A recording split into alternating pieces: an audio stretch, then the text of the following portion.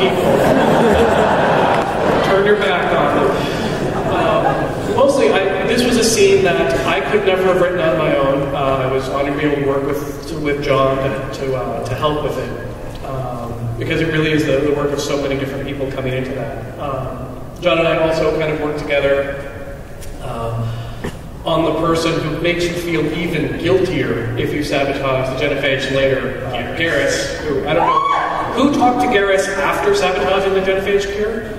You go up and you talk at the front of the cockpit, he's like, yeah, I would have been tempted to do something. But boy, you'd be cold-blooded to do that. Maybe ice running in your veins, and Shepard just says, I guess we'll never know. Yeah, that was dumb around. So Garrus was a great character to write. I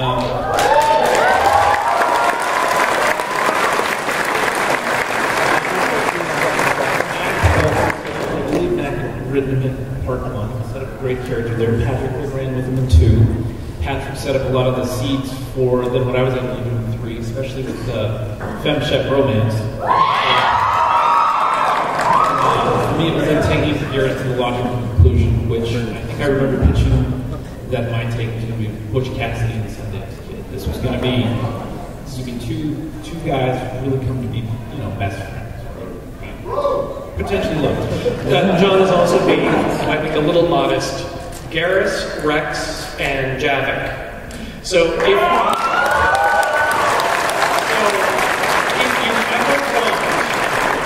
ever need a bro to be written, you want to go to Dumbra. Well, it was like I said, back in Mass Effect 1, I was a fan like everyone out there, sitting here today. So Garrus was a terrific character to play. So when I got the opportunity to write him, I wrote the way I thought fans probably wanted it to end, which was on this amazing note of friendship, I suppose. So that scene up there in the rafters,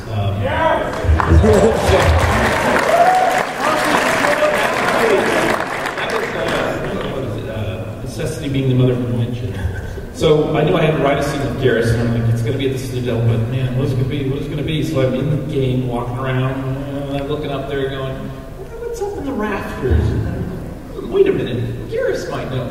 Hey, and the whole idea of the bucket list came together, which turned into a shooting contest and cinematics, and Art was looking at me like crazy. And I said, the fans are going to love it. You'll see. But I'm curious who let Garrus win that shooting contest? So who didn't let Garrus?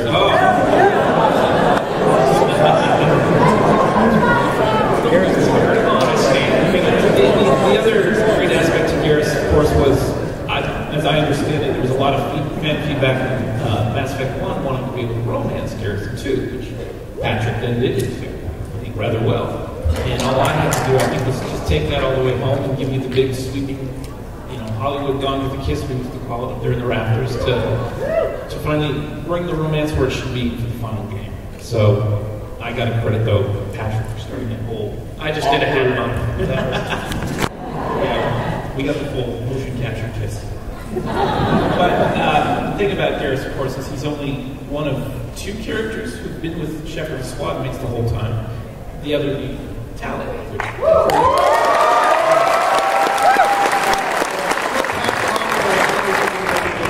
Actually, my favorite 2 characters in the game are the Elusive Man and Tali. So we're going to talk about Tali. We're going to about 5 minutes because we do want to make sure they're trying to questions from the fans. Okay. Tali Zora Naraya. And then Mass Normandy. We weren't sure we were going to be able to do that. It was actually one of those spur-of-the-moment things where we said, could we actually change her title card? Can we do that? And I think the gameplay guy said, well, it's kind of a pain in the butt, but, you want to change it to Vast Normandy? Well, yeah, we'll do that. Sometimes asking for the impossible, you just have to explain why it's going to be cool, and then the impossible gets a little easier.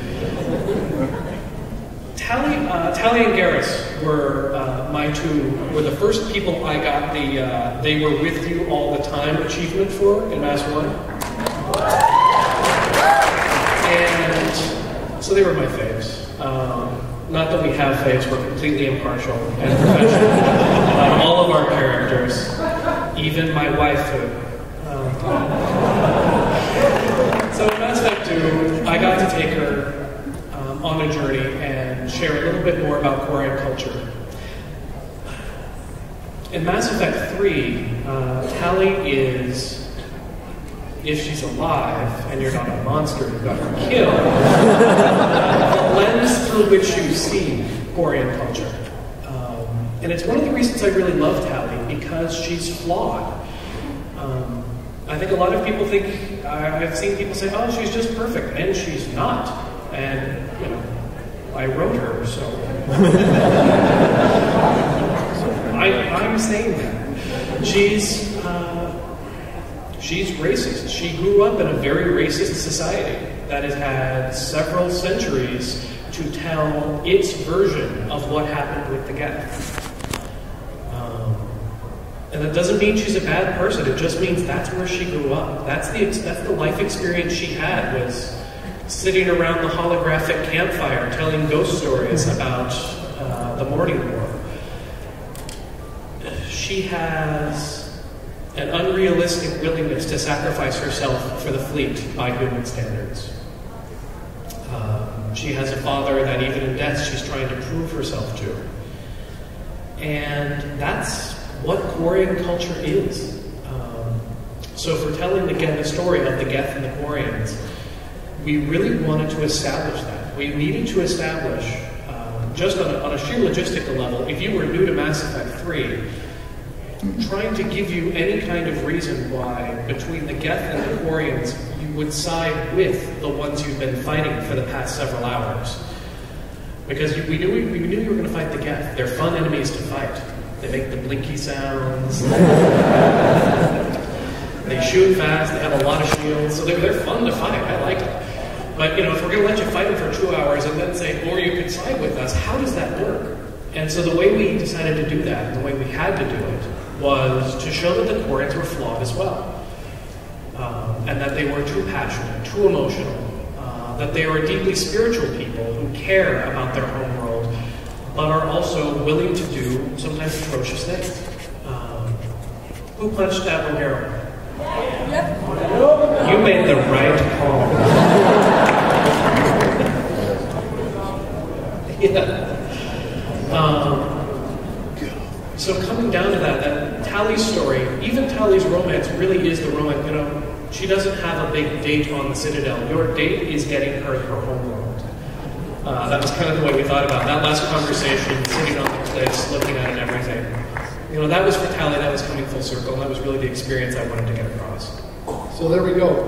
We are starting to run out of time. We've been talking too much. So we do want to open up the floor to some questions. We've kind of run out of time. If you have a question, we've only got about 10 minutes or so, unfortunately. If we do not get to your question, please come to room 105. Talk to us. We do want to talk to you. Please limit yourself to just one question, and by one question, I've got one question with me, different parts to it. So please go ahead.